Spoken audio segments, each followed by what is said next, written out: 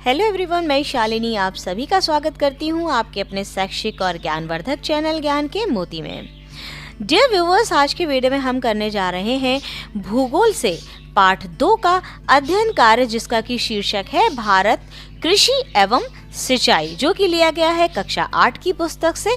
तो देर किस बात की, हम शुरू करते हैं। डियर व्यूअर्स, आपने अपने गांव में, कस्बे में, अपने घर और पास पड़ोस वालों को खेतों पर जाते जरूर देखा होगा। क्या आप जानते हैं कि वो लोग खेतों में क्या करते हैं? क्या कभी आप अपने पिता या भाई के साथ खेत पर काम करने, जैसे फसल बोने, काटने या अनाज लाने जाते हैं? ये आपके घर या आस पड़ोस वालों का व्यवसाय है, जिसे हम कृषि कहते हैं, यानी खेती। कृषि हमारे देश की सबसे पुरानी और महत्वपूर्ण आर्थिक क्रिया है।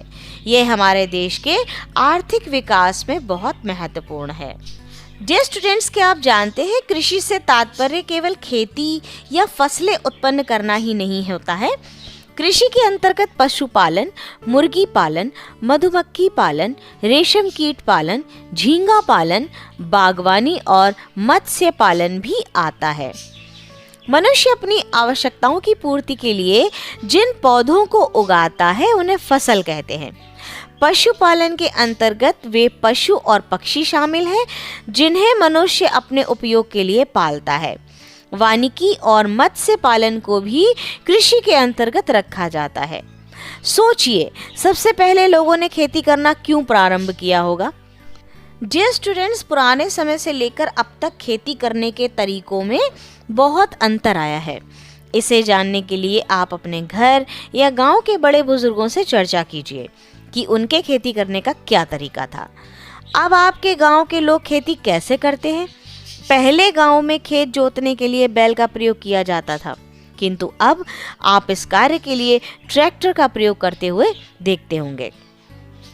ट्रैक्टर कृषि का आधुनिक उपकरण है।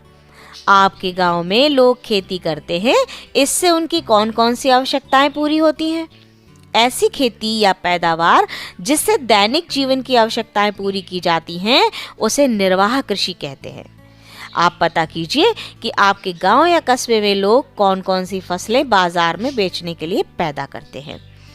जो कृषि केवल स्थानीय आवश्यकताओं की पूर्ति के लिए की जाती है, उसे निर्वाह कृषि कहा जाता है। जिस कृषि का मुख्य उद्देश्य भारत में फसल बेचना ही हो, उसे व्यापारिक कृषि कहा जाता है और इसे फसल विशिष्टीकरण भी कहते हैं। डियर व्यूवर्स, हमारा भारत एक कृषि प्रधान देश है। हमारे देश में लगभग 55% लोग कृषि पर निर्भर हैं। देश की कुल राष्ट्रीय आय का लगभग 70% कृषि से प्राप्त होता है। विभिन्न प्रकार की जलवायु तथा विविध मिट्टियों के कारण देश में लगभग सभी प्रकार की फसलें उगाई जाती हैं। देश में पैदा होने वाली फसलों को 3 वर्गों में रखा जाता है। पहला है खाद्यान्न फसलें, दूसरा है नगदी फसलें और तीसरा है पेय एवं बागाती फसलें। खाद्यान्न फसलों में आता है गेहूं, चावल, जौ, चना, मटर, दालें, ज्वार, बाजरा आदि। और नकदी फसलों में आता है गन्ना, कपास, जूट, तिलहन, तंबाकू आदि। और पेय एवं बागाती फसलों में आता है चाय, कहवा, रबर, गरम मसाले आदि। आप अपने गांव के आसपास के लोगों को अलग अलग समय में अलग अलग फसलें बोते और काटते देखते हैं। पता कीजिए कि बोने और काटने के समय के आधार पर हमारे यहाँ कितने प्रकार की फसलें होती हैं। तो आइए चर्चा करते हैं कृषि फसलों के प्रकार। पहली है रबी की फसल। इसका समय होता है जाड़े के प्रारंभ में बोना और ग्रीष्म ऋतु यानी गर्मी के सीजन के प्रारंभ में काटना। इसकी उपजें कौन कौन सी होती हैं? गेहूं, चना, जौ, मटर, सरसों, अलसी एवं राई आदि। अब दूसरी है खरीफ की फसलें। इसका समय है वर्षा ऋतु के प्रारंभ में बोना और शीत ऋतु यानी सर्दी के प्रारंभ में काटना। इसमें उपजें कौन कौन सी होती हैं? धान, मक्का, ज्वार, मूंग, जूट, मूंगफली आदि। अगली है जायद की फसलें। इसका समय है मार्च अप्रैल में बोना और उपज तैयार हो जाने पर प्राप्त करना। इसमें उपजें आती हैं तरबूज, खरबूज, ककड़ी, सब्जियां आदि। डियर स्टूडेंट्स, आइए अपने देश की मुख्य उपजों जैसे चावल, गेहूं, दाल, गन्ना, चाय, कॉफी, कपास, जूट आदि के विषय में जानते हैं। पहला है चावल। इसका प्रमुख उत्पादक क्षेत्र कौन कौन से हैं? पश्चिम बंगाल, उत्तर प्रदेश, आंध्र प्रदेश, आसाम, बिहार, झारखंड, ओडिशा, तमिलनाडु, हिमाचल प्रदेश, मेघालय, केरल, त्रिपुरा, मणिपुर, महाराष्ट्र, कर्नाटक, मध्य प्रदेश, छत्तीसगढ़ और पंजाब। चावल की जो उपज है इसके लिए आवश्यक दशाएं कौन कौन सी हैं? देख लीजिए। अधिक गर्मी, अधिक पानी और उपजाऊ चिकनी मिट्टी चाहिए। भारत विश्व का लगभग 22% चावल का उत्पादन करता है। चीन के बाद भारत का विश्व में चावल उत्पादन में दूसरा स्थान है। आप देख सकते हैं मानचित्र में चावल उत्पादक क्षेत्र दिए गए हैं। इसे देखकर चावल उत्पन्न करने वाले प्रमुख राज्यों की सूची आप खुद बनाइए। क्या आप जानते हैं चावल भारत में 7,500 वर्षों से भी अधिक समय पहले से उगाया जा रहा है। अगला है गेहूं। इसका प्रमुख उत्पादक क्षेत्र है उत्तर प्रदेश, पंजाब, मध्य प्रदेश, हरियाणा, राजस्थान और महाराष्ट्र। इसको बोने की आवश्यक दशाएं क्या हैं? दोमट मिट्टी चाहिए, सामान्य वर्षा होनी चाहिए, इसीलिए सिंचाई की आवश्यकता होती है।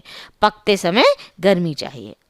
डियर स्टूडेंट्स, विश्व के गेहूं उत्पादक देशों में भारत का चीन के बाद दूसरा स्थान है। भारत में उत्तर प्रदेश राज्य का गेहूं उत्पादन में प्रथम स्थान है। मानचित्र में देखिए गेहूं उत्पादक क्षेत्र दिए गए हैं। इसे देखकर भारत के मुख्य एवं गौण गेहूं उत्पादक राज्यों की सूची बनाइए। बताइए इन राज्यों में कैसी वर्षा होती है। अपने आसपास के गांव व कस्बे के खेतों में चावल गेहूं की फसलें देखिए। ये फसलें कैसे उगती हैं, इस पर अपनी कक्षा में चर्चा भी कीजिए। दालें। दालों का प्रमुख उत्पादक क्षेत्र है मध्य प्रदेश, राजस्थान, महाराष्ट्र, कर्नाटक, उत्तर प्रदेश और आंध्र प्रदेश। आवश्यक दशाएं क्या होनी चाहिए? प्रत्येक प्रकार की मिट्टी में अच्छी होती है। सामान्य वर्षा और कम मेहनत की आवश्यकता होती है। अन्य फसलों के लिए मिट्टी को अधिक उपजाऊ बनाती है। प्रमुख दलहनी फसलें कौन कौन सी हैं? अरहर, मटर, चना, मूंग, मसूर तथा खेसारी आदि प्रमुख दलहनी फसलें हैं। डियर स्टूडेंट्स, गन्ना का उत्पादक क्षेत्र है उत्तर प्रदेश, महाराष्ट्र, कर्नाटक, तमिलनाडु, पंजाब और हरियाणा। आवश्यक दशाओं में उपजाऊ मिट्टी चाहिए। आप मानचित्र में भारत के गन्ना उत्पादक क्षेत्र देख सकते हैं। बताइए इन राज्यों में कैसी जलवायु पाई जाती होगी। अगला है चाय। प्रमुख उत्पादक क्षेत्र है असम, पश्चिम बंगाल, मेघालय, अरुणाचल प्रदेश, उत्तराखंड, हिमाचल प्रदेश, तमिलनाडु, केरल के पहाड़ी ढाल। आवश्यक दशाएं: अधिक वर्षा और गर्मी, पहाड़ी ढाल जिस पर पानी न रुके अन्यथा जड़ें गल जाती हैं। चाय की एक संक्षिप्त कहानी है डियर स्टूडेंट्स। आप सुनिए कि विश्व में चीन के लोगों ने सबसे पहले चाय पीनी शुरू की थी। शुरू में यह आदत केवल कुछ लोगों तक ही सीमित थी। प्रारंभ में इसे औषधीय पेय भी समझा जाता था। उपनिवेशवादी अंग्रेजों ने वर्ष 1829 ईस्वी में उत्तर पूर्व भारत के वनों में असोम चाय की खोज कर ली थी। चाय की बड़े पैमाने पर खेती को चाय बागान या चाय बागाती कृषि कहते हैं। कहवा या कॉफ़ी भी चाय की तरह एक पेय पदार्थ है। इसके मुख्य उत्पादक क्षेत्रों को आप देखिए, जो प्रमुख हैं उनमें है असम, पश्चिम बंगाल, तमिलनाडु, केरल, ये चाय के हैं। और अन्य में है त्रिपुरा, कर्नाटक, अरुणाचल प्रदेश, बिहार आदि। और कहवा के लिए प्रमुख उत्पादक राज्य हैं कर्नाटक, केरल, तमिलनाडु और अन्य हैं आंध्र प्रदेश, ओडिशा और असम। डियर स्टूडेंट्स, आप खुद बताइए कि मैदानी भागों में चाय की खेती क्यों नहीं होती है। अगला है कपास। इसके उत्पादक क्षेत्र हैं महाराष्ट्र, गुजरात, मध्य प्रदेश, पंजाब, तमिलनाडु, उत्तर प्रदेश, पश्चिम बंगाल, आंध्र प्रदेश, कर्नाटक, हरियाणा। और जूट के हैं असोम, पश्चिम बंगाल, मेघालय, बिहार, उत्तर प्रदेश और ओडिशा। और इसकी आवश्यक दशाएं हैं काली मिट्टी, गर्म व नम जलवायु, 100 सेंटीमीटर वर्षा अथवा सिंचाई का उचित प्रबंध, उपजाऊ मिट्टी, अधिक वर्षा, गर्म व नम जलवायु।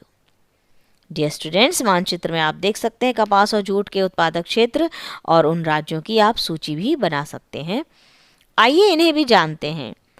राष्ट्रीय आय क्या होती है? डियर स्टूडेंट्स, राष्ट्रीय आय किसी राष्ट्र में एक वर्ष के दौरान उत्पादित वस्तुओं व सेवाओं का सकल यानी कुल मूल्य होती है। ये किसी भी देश के विकास के स्तर को बताती है। नकदी फसल क्या होता है?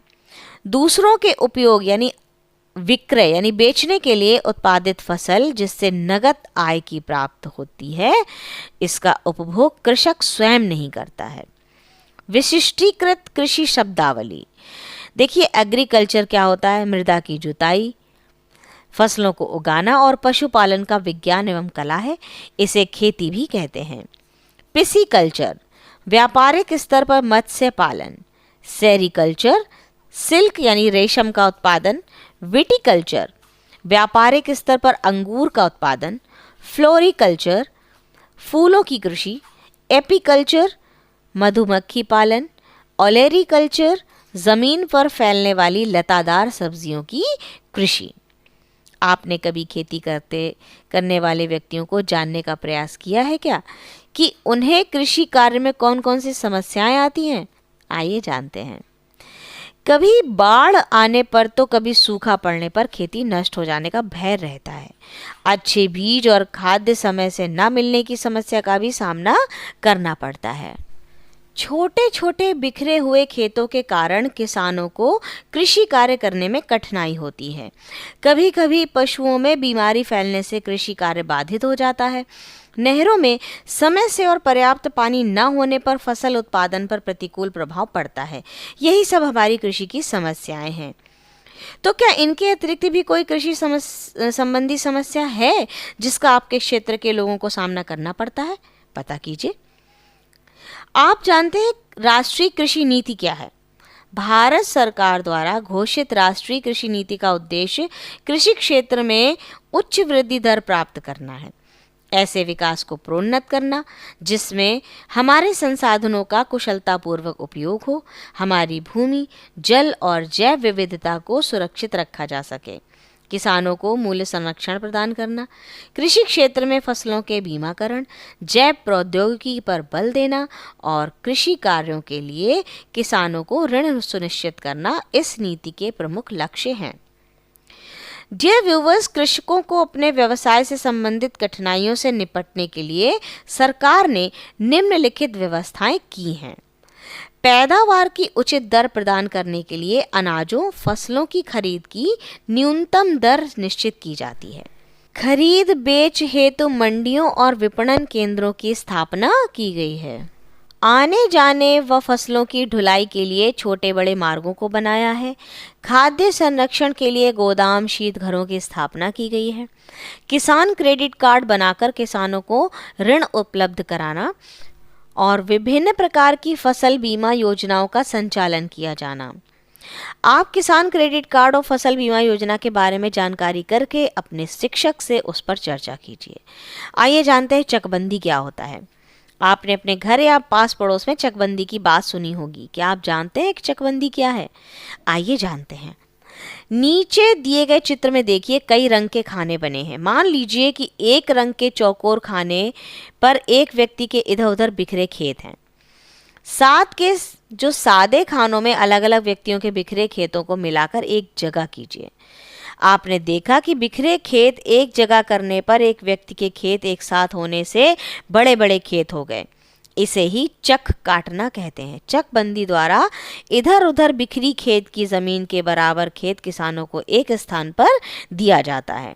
अपने आस पड़ोस वालों से पूछिए उन्हें चकबंदी से क्या क्या लाभ हुआ है। चकबंदी जो है छोटे छोटे टुकड़ों में बिखरे खेतों में सही ढंग से खेती नहीं की जा सकती, साथ ही लागत भी ज़्यादा लगती है। इसलिए चकबंदी द्वारा किसानों की दूर दूर बिखरी जोतों को एक चक के रूप में बदल दिया जाता है। सिंचाई। आप कभी अपने घर पर गमलों या पौधों में पानी डालते हैं? क्या आपने किसानों को खेतों की सिंचाई करते देखा है? आपके गांव में सिंचाई के कौन कौन से साधन हैं? कृषि के लिए सिंचाई बहुत आवश्यक है क्योंकि भारत में वर्षा की मात्रा और समय दोनों ही अनिश्चित व असमान है। साल में अच्छी फसल और एक से अधिक फसल उगाने के लिए सिंचाई की आवश्यकता होती है। कुएं और तालाब सिंचाई के प्राचीन साधन हैं। दक्षिण के पठारी भागों में तालाब अधिक हैं। आजकल अधिक मात्रा में पानी प्राप्त करने के लिए नलकूप बनाए जाते हैं। सरकार द्वारा पंचवर्षीय योजनाओं के द्वारा नहरें बनाकर सिंचाई की सुविधा की गई है। देश में विभिन्न नदी घाटी परियोजनाओं से नहरें निकाली गई हैं। उत्तर भारत में नहरों द्वारा अधिक सिंचाई की जाती है। अपने देश में सिंचाई के साधनों का वितरण चित्र 2.13 में देखिए। क्रियाकलाप, आपके गांव के आसपास के खेतों में किस नहर से सिंचाई के लिए पानी आ रहा है, उसका नाम पता कीजिए। बताइए कि दक्षिण भारत में तालाब क्यों अधिक हैं। आजकल सिंचाई की नवीन पद्धति जिसे हम ड्रिप यानी टपक सिंचाई और स्प्रिंकलर यानी छिड़काव सिंचाई जो है वो प्रचलित हो रही है। सामान्यतः बागानी फसलों जैसे फल फूल शाक भाजी आदि की सिंचाई टपक पद्धति द्वारा की जा रही है, जबकि खाद्यान्न जैसे गेहूं मटर इत्यादि फसलों की सिंचाई स्प्रिंकलर पद्धति द्वारा की जाती है। ये दोनों पद्धतियां भारत में मध्य पश्चिम के सूखा प्रभावित क्षेत्रों में अधिक प्रयोग की जाती हैं। इन सिंचाई पद्धतियों से सिंचाई में पानी कम खर्च होता है और फसल अच्छी होती है। आप बताइए कि मध्य पश्चिम के सूखा प्रभावित क्षेत्रों में टपक सिंचाई और स्प्रिंकलर सिंचाई पद्धति का क्यों ज़्यादा प्रयोग किया जाता है। हरित क्रांति। हरित क्रांति क्या है? वर्ष 1966 में हरित क्रांति के माध्यम से कृषि उत्पादन के क्षेत्र में क्रांतिकारी परिवर्तन आया है। इस कार्यक्रम का उद्देश्य उन्नत किस्म के बीज, खाद, सिंचाई तथा आधुनिक यंत्रों के उपयोग द्वारा कृषि उपज में तीव्र गति से वृद्धि करना था। इसे ही हरित क्रांति कहते हैं। भारत में डॉक्टर MS स्वामीनाथन को हरित क्रांति का जनक कहा जाता है। आइए इसे भी जानते हैं। हरित क्रांति शब्द का सर्वप्रथम प्रयोग डॉक्टर विलियम कैड ने किया। विभिन्न उत्पादों से संबंधित क्रांतियां, कौन कौन सी क्रांतियां हैं आइए देखते हैं। हरित क्रांति कृषि उत्पादन, श्वेत क्रांति दुग्ध उत्पादन, पीली क्रांति तिलहन उत्पादन, गोल क्रांति आलू उत्पादन, नीली क्रांति मत्स्य उत्पादन, गुलाबी क्रांति झींगा उत्पादन, धूसर क्रांति उर्वरक उपभोग, रजत क्रांति अंडा उत्पादन, इंद्रधनुषी क्रांति सभी क्रांतियों का समेकन और सदाबहार क्रांति ऑर्गेनिक फार्मिंग को बढ़ावा। हरित क्रांति की प्रमुख बातें क्या हैं, चलिए देखते हैं। अधिक उपज के लिए सुधरे हुए उन्नत बीजों का प्रयोग होने लगा। गेहूं की उन्नत किस्मों जैसे सरबती, सोनारा, कल्याण सोना, हीरा तथा धान की किस्मों जैसे IR, ताईचुंग 65, जया, पद्मा, पंकज, जमुना, साबरमती किस्मों का विकास व उपयोग किया गया। रासायनिक खादों जैसे ammonium sulphate, urea super phosphate, potassium sulphate, diammonium phosphate तथा पोटेशियम नाइट्रेट का विकास व उपयोग किया गया। जैविक खाद का उत्पादन बढ़ाना जैसे कंपोस्ट की खाद, हरी खाद जिसमें सनई ढैंचा को सड़ाया जाता है, नीम की खली की खाद इत्यादि। रासायनिक कीटनाशक दवाओं का प्रयोग करना, कृषि यंत्र जैसे ट्रैक्टर, थ्रेशर आदि का प्रयोग करना, फसलों की सिंचाई के लिए नलकूप, नहरों तथा तालाब आदि बनाने का कार्य किया गया। इन सब के प्रयोग द्वारा उत्पादन बढ़ाने का प्रयास ही हरित क्रांति है। और हरित क्रांति का दूसरा पहलू क्या है? हरित क्रांति का दूसरा पहलू है रासायनिक कीटनाशकों एवं उर्वरकों के प्रयोग से पैदावार बढ़ी है, लेकिन इसका प्रभाव लंबे समय तक बना रहता है।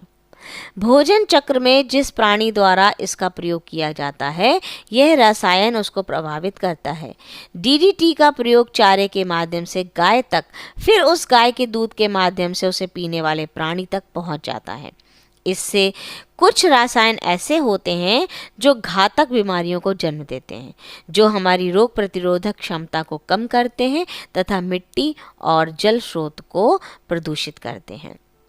डियर स्टूडेंट्स, खेती के लिए जैविक खाद जो है ना, वो सबसे ज़्यादा सर्वोत्तम खाद है। और यहीं पर समाप्त होता है हमारा ये अध्याय। हम मिलेंगे अगले वीडियो में इसी अध्याय के आवश्यक अभ्यास कार्य के साथ। तब तक के लिए अपना ध्यान रखिए, वीडियोस देखते रहिए, और अगर आपको मेरे वीडियोस पसंद आते हैं तो ज़्यादा से ज़्यादा लाइक कीजिए, शेयर कीजिए, ताकि अन्य बच्चे भी इन वीडियोस का लाभ प्राप्त कर सकें। खूब पढ़ें, खूब बढ़ें। Thank you.